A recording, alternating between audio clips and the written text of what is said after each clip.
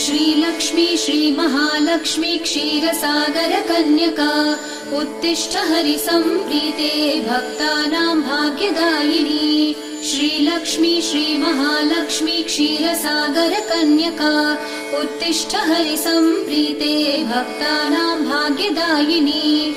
उत्तिष्ठोत्तिष्ठ श्रीलक्ष्मी विष्णुवक्षस्थलालये उत्तिष्ठ करुणापूर्णे लोकानां शुभदायिनी। उत्तिष्ठोत्तिष्ठ श्रीलक्ष्मी विष्णुवक्षस्थलालये उत्तिष्ठ करुणापूर्णे लोकानां शुभदायिनी।